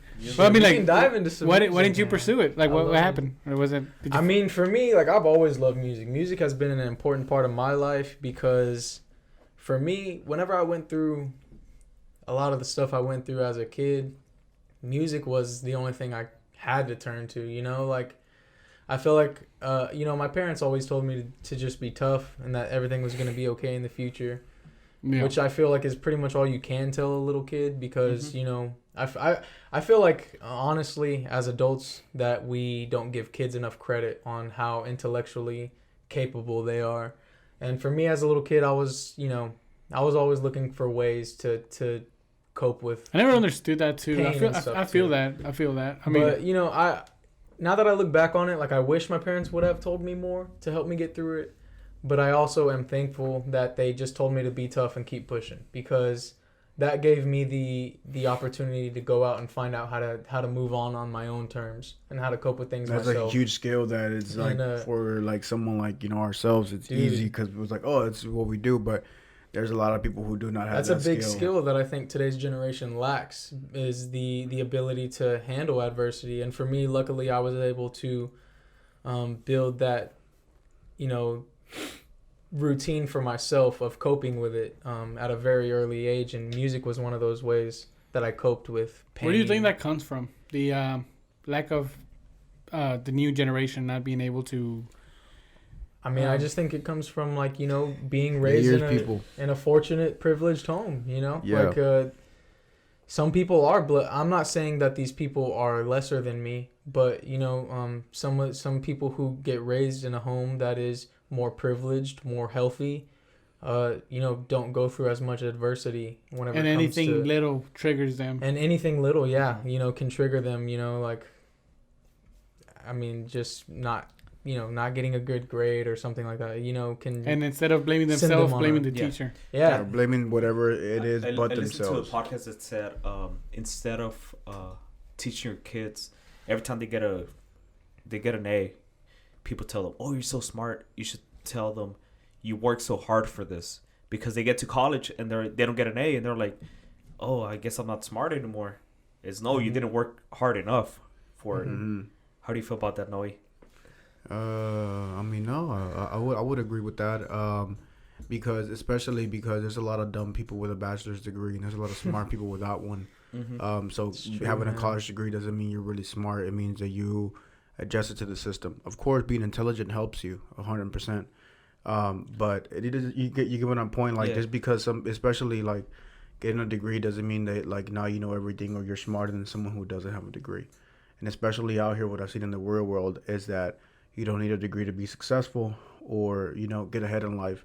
And what I do see is the underlying factor of being successful or getting ahead in life quickly or whatever it is that developing the skill to, like, you know what I'm saying, like, not get fazed by the little stuff, like emotional intelligence, soft skills as well, you know, behavioral psychology within yourself and like how you see other people, and a lot of those things are like indirectly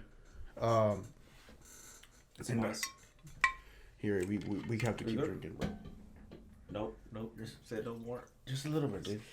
Good. Shot. Just take a shot. Bitch. Come on, no. No, I'm just kidding. But no, I mean, that's my point, man. And I always said the same thing. I feel like I'm a freaking broken player on this freaking podcast. That is what I'm about, is like develop that self, like, you know, self toughness, not physically but mentally first. And if you have that, you can get through so much, because then eventually it'll lead to confidence. And there's just so many people who lack confidence. And there's so many people now, so many weak men that are just afraid of confident men. And it's easy to just say somebody's an asshole or a dick, or que se creen mucho, lo que sea. But it's just like, oh no, there's a lot of that comes from that confidence. That is a lot of the hard work, determination, behind the closed doors when no one's looking. That you're just like, you're so sure of yourself that like you walk through this like thing called life, you know what I'm saying, and everything just comes to you, you know what I'm saying, because, you know, we're confident, because we're harder on ourselves, and if you develop that skill, especially at a young age, which goes back to our self-mastery, it will allow you to prepare yourself to a lot of success, because people who are 40 years old like would tell you, like, dude, if I would have like had your mindset at your age, I would have been here by now, or X, Y, and Z. Yeah. So if you can teach yourself that at a young age, it could just propel you in so many different ways, no matter what you want to do. Does that make sense? So, yeah, it's not about education. It's about mentality, but also like self-education within yourself, about yourself, and most importantly, knowing who you really are. You know, how do you go through that? What I have found is putting myself through difficult situations, like control difficult situations. You know, like one of my things right now is jiu-jitsu, right? Why do I love it so much? Because it humbles me. It humbles me so much. It allows me to feel like a baby where I go, where I know that I have so much to grow. But at the same time, that's the most exciting part, is that I have so much to grow. Something that I am now is going to require me my discipline, determination, grit, consistency, right? These different skills that if you apply them in different aspects of your life, it would help you be more successful. Does that make sense? Yeah. I have heard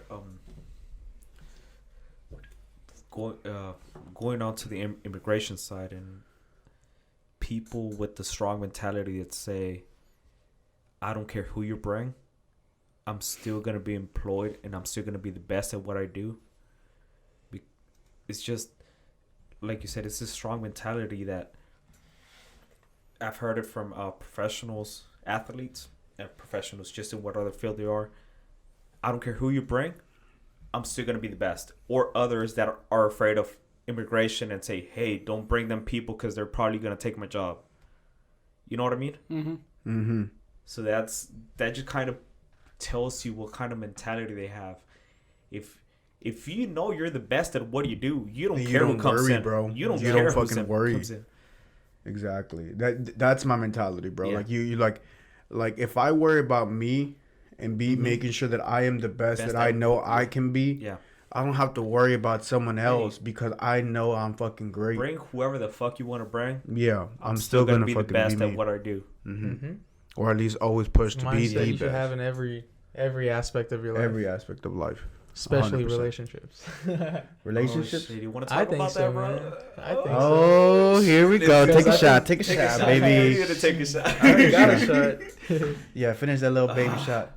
Bitch. That is kidding. No, for real, man. Because a lot of people lack the confidence in a relationship, and I think that's where like insecurities can ruin a relationship because that person's not confident. They're always worrying about somebody else coming into the picture. So it's like, for me, the way I go into a relationship is for me, I'm already happy as an individual. That's that first off, if you're not happy as an individual and at peace, you know, being alone, then you shouldn't be in a relationship.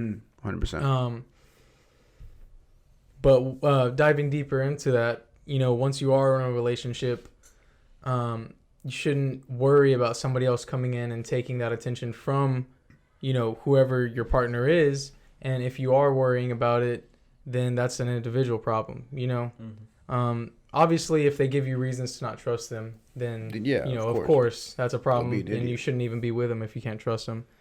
But I think you should go into every relationship being confident enough in yourself to where even if somebody did cheat on you, you would still be perfectly okay, because you know that even though you got cheated on, you're still the best person you can be, and you're still just as great as you always have been before the relationship.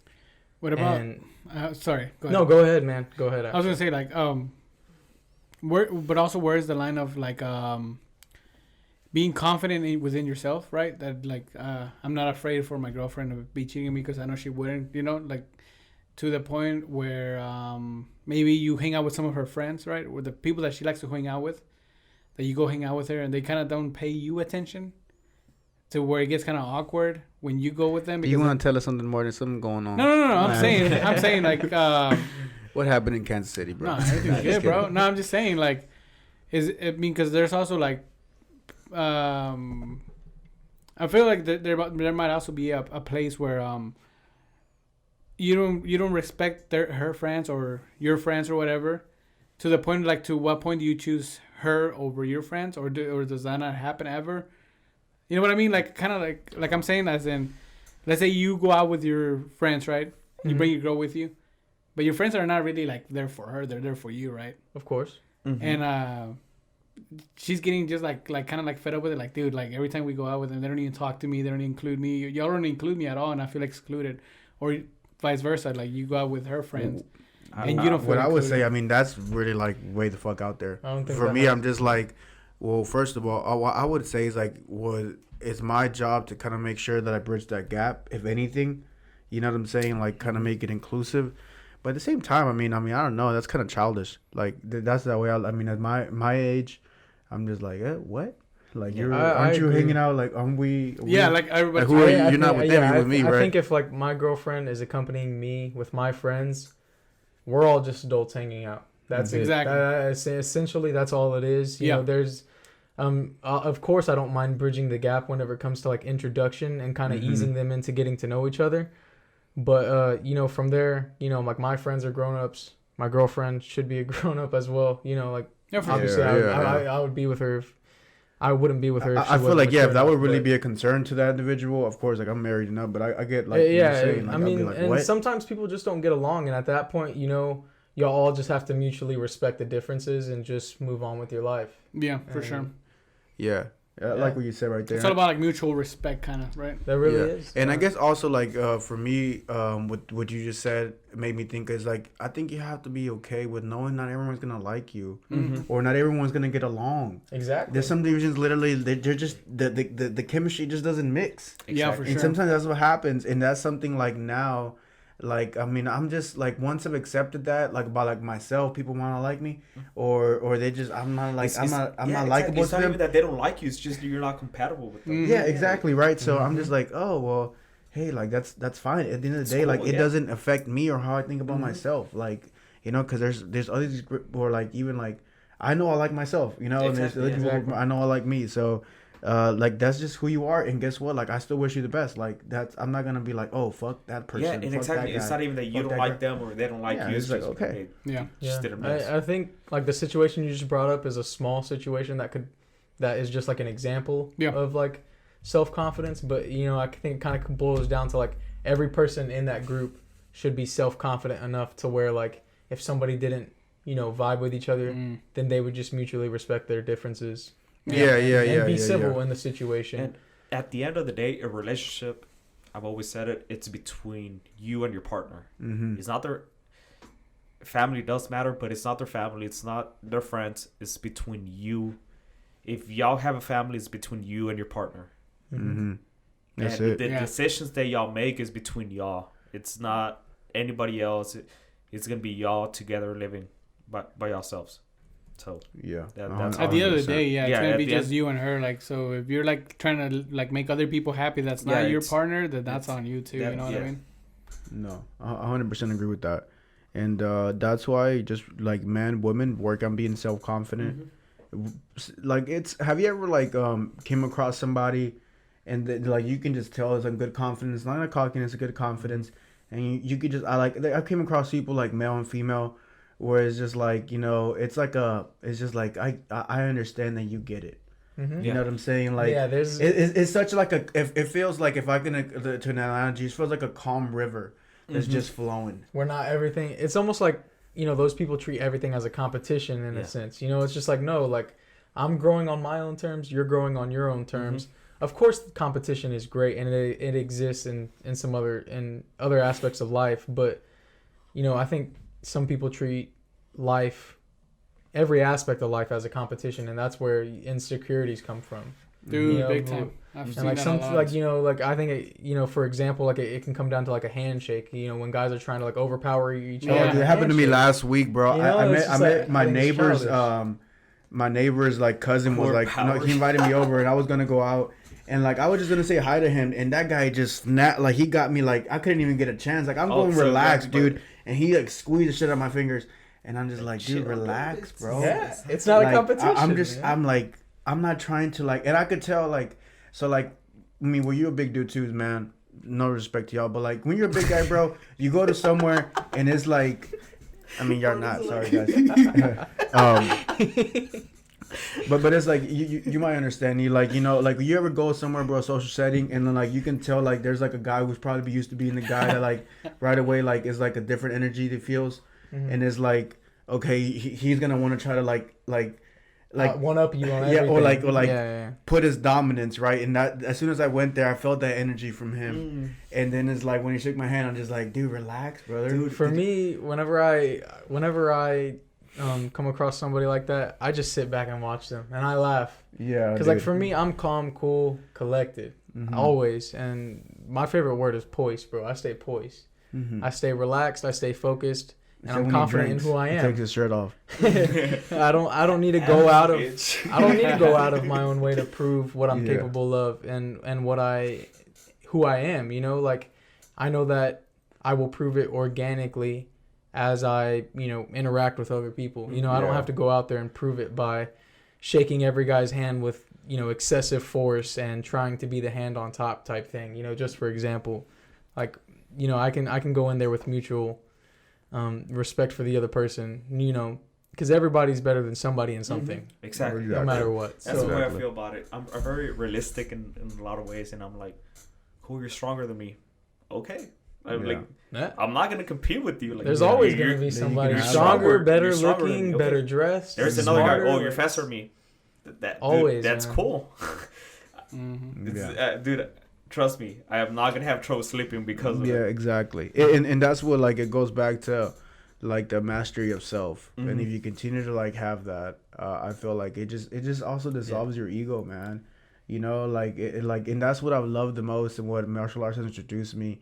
And like when I see my coach, Coach Robert, it's like I could see this man the most like that they're a real lethal human being, dude. And like no ego, no ego, just there's a certain peaceness to him that like he just has, and like an aura around him that you want to become a better person, so that's different than one of my mentors right now, and it's just something I admire a lot and something I'm working on. But why he got there? Through self mastery, man. You know what I'm saying? I saw a Joe Rogan podcast, and I want to get a yes or no answer from each one. Martin first.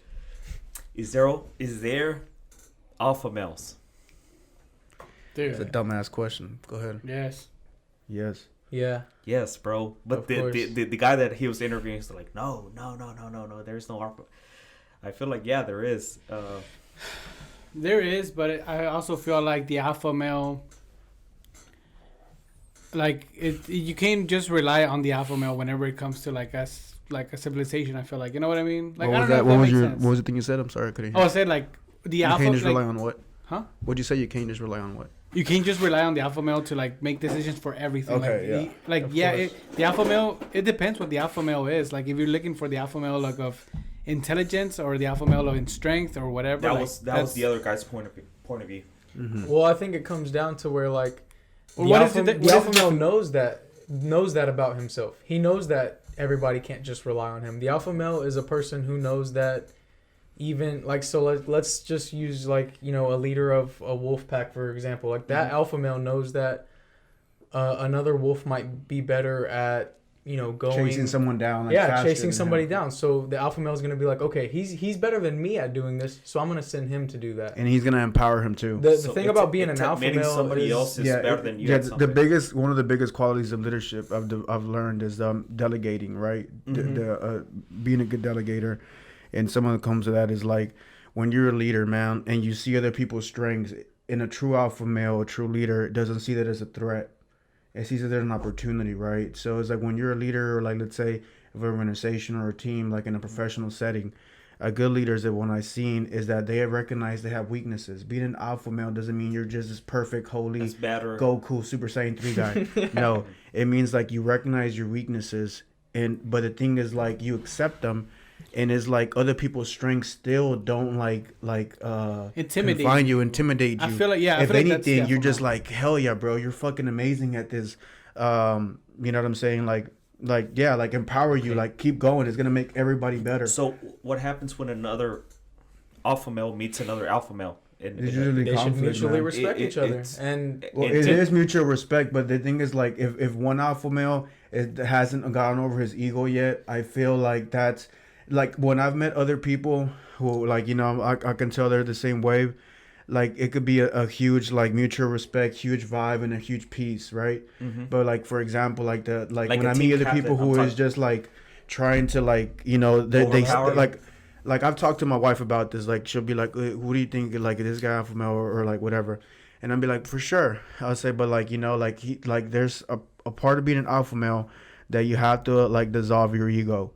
And when you truly get that Zen part where you just like, you recognize this gift you have that's actually ingrained in your biology, and there's more to that, then then you get over that ego because you've been probably gifted your whole life. You've probably been good at everything naturally. You've been like, girls have probably always liked you. You know what I'm saying? You've gone in, you have a presence wherever you go. So eventually like some people can like take that shit the wrong way. And now you're this arrogant, like cocky asshole. Instead of realizing that you have this gift, right? And that gift is to empower the people around you. You know what I'm saying? Okay. And that's what I see as like being a true, not an alpha male, because that's such a corny cliche word, but being a true leader. Yeah, that's what I think. It's, you know what I'm saying? Leader. But I mean, most of the time, a leader is correlated to an alpha. Yeah, that's humanizing it. But if deep down, we're animals, and animals have alphas. That's true. So at the end of the day, I think that comes to just like being able to overpower your fleshly desires, because I mean as humans, as animals, we are flawed, you know, and 100%. I think that's where spirituality comes into play, because to me spirituality and, you know, enlightenment is what overpowers the ego, because ego to me is a fleshly thing, like that's something that comes from us being human, us being animal. We all have it, we all, you know, struggle with it, but I think we all can overcome our ego, and so that's where spirituality comes into play, and that's why you have to practice battling your ego and overcoming your ego and learning the flaws of your ego, because you know, two leaders who come together who are egoless should be able to work together as a perfect team, because they understand each other's strengths, they understand each other's weaknesses, but they don't compete. They put each other's brain power together, and then they create something even better. Because if they were competing the entire time, they wouldn't get anything done. And like so that's where like I think spirituality also comes into play in a sense of being a leader, and combating ego. Combating ego, man. That's a big one. Would you guys say that the alpha male, like back to the alpha male talk, like would you guys say that the alpha male has evolved? Like different from, because I feel like back then the alpha male was the one that could run the fastest, be the strongest, catch everything, you know. Yeah. Well, yes, I would. To now, yes to somebody that's kind of like we were saying, like a leader, right? Like somebody that's like that inspires you, that you want to work for, like that makes you stronger, that makes you like feel like more self-evaluated? Because what this guy saying, what this guy was saying on the podcast was, it all depends on the playground that you're playing in. If you're in a science class, the alpha male is going to be the smartest kid. But that's not the alpha male. That's just probably like the best guy at that. Yeah, that was that's Joe my Rogan's. argument to This guy was saying that it's not even about that. It's just about the attitude. That guy's probably a beta for sure. And yeah, I literally read all the comments and they were all saying that. It's like, this is a fucking alpha male debating a beta, right? Yeah. And not to, I mean, whatever, whoever listening or whatever, but that's always going to be an argument of a beta male trying to defy the alpha male. And it's just like, it sounds so, look, I mean, you know what's up, B. Yeah. You know what's up, bro. Yeah. Like you've been through, like, you know what's up. So it's like living this life is just like, it's just something you have to accept. This is just like a gift you have, but it's just like you have to combat your ego. And it's like cliche and it's kind of redundant, like me even saying that statement, because it's very egotistical to say that, right? To call yourself an alpha male. But it's like once I realized that I had that gift in me, like it's like 16 years old, you know, and think about it, like one of the first victories, and I even talked about this when I got my recent job. I became the captain of the football team. You were the captain of the football team. Like, and it's like, yeah, okay, we won decent games, but we weren't the best, of course. Like, we weren't this all state. But the thing is, like, think about it. 50 guys that were my age picked me to be their leader for a fucking reason. You know what I'm saying? And at that moment, I realized that it was like a gift that I had, right? You know what I'm saying, to revolve. And now, of course, like when you get success at a young age, your ego can shoot up, which of course it naturally did. And then as I got older, I had to develop myself and realize that like this gift is about empowering the people around me, you know, making people around me feel secure and figuring out how like in different ways can I do that. You know what I'm saying? And some of it is like physically, like I had friends who were really small and you know what I'm saying? And like maybe they felt safer around me. You know what I'm saying? Like because I was bigger, you know what I mean? Because it's a natural in biology. Yeah. Maybe people who weren't intelligent and there's different aspects because there's people who are bigger than me as well. There's people who are smarter than me as well. I was going to mention that, like you said, you being captain of the football team, in that sense, you being the alpha male of that team, correct? One of the. My boy in the use David too. Let's say you move on to the D1 university team. You have to recognize there's another alpha male on the team. Yep. It's not you anymore. There's 300 of you, and you are not the... Yeah, you're not the alpha male. You're not the alpha male anymore. You have to respect who's the leader of that group. Yep. It's just part of life. It's just part of life. I mean, it's just like one time I heard it like it was like a basketball analogy. It's like if Kobe's in the room with, just for example, John Wall. Kobe's the alpha male. R.I.P. You know, if Kobe's in the room with Michael Jordan's the alpha male. Yeah. You know what I'm saying? So it's just it's really relatively like you know to different situations. So I guess that guy kind of does make a point, but he I mean like I guess it does matter someone in the playground where you're around, because there's always a bigger lion out there. There's always a bigger fish, right? Yeah. Analogy. But for example, like if in your environment, if you just realize like if you're a man right now listening to this, and like you know this resonates with you, right? Then just realize you have that gift for a reason. And it's a great thing to have. And it's like, you know, I mean, I'm not going to have boys, but I have girls. And, you know, they're going to be a little out. I mean, if they have that gift, which I do see in Rosie, to be a little alpha female, it's like embrace that gift and realize it's not a bad thing. You know what I'm saying? Especially now in age, I feel like it's looked at as a bad thing to even want to be a leader, especially with women. When a woman's a leader, they usually call her a bitch.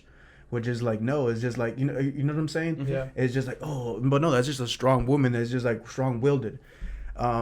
So I just think that's so important. And then goes back to the self-mastery, because the self-mastery is knowing that you don't know everything. Yeah. And that's the beauty of it. It's like, okay, so when I'm saying self-mastery, it's because I want to be a lifelong learner, you know?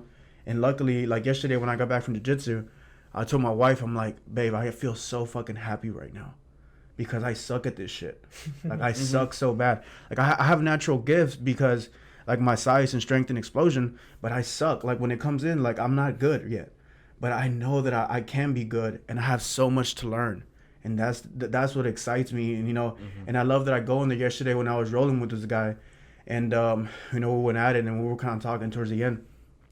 And, I was like, you know, what I love about coming here is, like, especially this advanced class, It's like, I know I am the worst person in this room at this. That gives you the most advantage to for growth. Exactly. Like, I am the person that can grow the most right now. Yes. Because I suck the most out of all of y'all. You know what I'm saying? And it's like, and it's sometimes like, even when I was there, and honestly, like on Wednesday, like some bitch thoughts went into my head, like some like thoughts that I'm like, dude, this is not how you process things. Because I posted on my Instagram, I really did get like my ass whooped on like Tuesday. And on Wednesday, I was like, maybe I shouldn't go to the advanced class. You know, like I should just go to the regular class. Like, and then I was like, and then I went, and then like the next day I was like, dude, why are you thinking that way? Like, you know what I'm saying? Like, why are you limiting yourself? Like this is only gonna make you better. Like, you know, exactly. This is like my comfort zone telling me like, stay where you should be. Nah, but you know what I'm saying? Like, no, get myself out there, grow my comfort zone, because this is where I can grow the most. This is where I think a question is perfect to ask that I What's have. up, bro? Do you think beta males can become alpha males? Yes. I think so as well. Cool. Because like you said, it's a natural gift for some, but I think it can be attained for anybody. Some people are built, some are born. For me, the way I see it, for you to become an alpha male, you have to know how to be a beta. In a certain way, you have to. I guess so. You have to know how to respect a leader. Right? Yeah, okay, I see what you're saying. You have to be a good follower in order for you to be a good you have leader, to be a good follower to know how to be a good which leader. is being good beta for you to become a good alpha male. Because even when you become the alpha male, that you can still go back to being a follower, right? Because we were saying like if you go into like D1. Okay, respecting somebody else being better than you at something, is that what you're saying? Yeah. Okay, yeah. Like, no, I'm completely lost what you said, bro. I'm so sorry. No. We remember how we were saying that you were captain of the football team, and then if you go up to a higher one, then I wasn't you go going back to be to the being a alpha male, follower for sure. or whatever. Yeah, but that doesn't make you a beta male. No, it doesn't. No. Yeah. I know. In a way, it does. I mean, kind of. Like, it doesn't make you a beta male. You're just not the alpha male. It's in that just situation. new competition. So what? But like, to me, it alpha male isn't about like I don't know. And I think that's where the analogy that you used with Kobe and Michael Jordan, like, you know, Michael Jordan's the alpha male in the room. I think they're both alpha males in the room. Yeah, just exactly. because Kobe's better at basketball, Michael Jordan's better at basketball doesn't mean that, you know, Kobe is a beta male now. I think that alpha male just comes to a mindset, and like you said, it comes back to the leadership, and it comes back to a leader mindset, which is, you know, accepting that you're not the best. So like Kobe might not be the best person at basketball whenever he's in a room with Michael Jordan, but he's probably better at discipline when it comes to gambling. You know what I'm saying? Because Michael Jordan had a gambling problem, you know, and that's just a small example. At the end of the day, I mean, this is what literally makes life so interesting, is how complex it is and how there's no magic bullet, right? Yeah. There's no exactly, like, say, we can say X plus Y equals Z, and it's always going to equal Z, right? It's something equals Z squared. So, like, with the whole aspect of like that, right, the alpha male, I feel like just because a big shark comes around a bigger shark doesn't mean this shark is no longer big. You know what I'm saying? So it's it's just like, you're the smaller shark. But you have to respect there's somebody else bigger in the room. Yeah. There is respect. Faster. Huh? He could probably swim faster, so they're, you know, like exactly. Exactly. No, it's saying like I feel like these all points are correct. Literally. Yeah, exactly. Everything, It's just, but that's literally how life works, right? Because like you can be better at this one thing, but of course people are gonna be, you know, everyone has their weaknesses, everyone has their flaws. But my point is that when you do get, and if you get to that point of leadership, right, which is now like, you know, appointed, like that word, right, is like, I feel like that's to be a leader is not to like boss anybody around, is to empower those around you. You know what I'm saying? Yeah.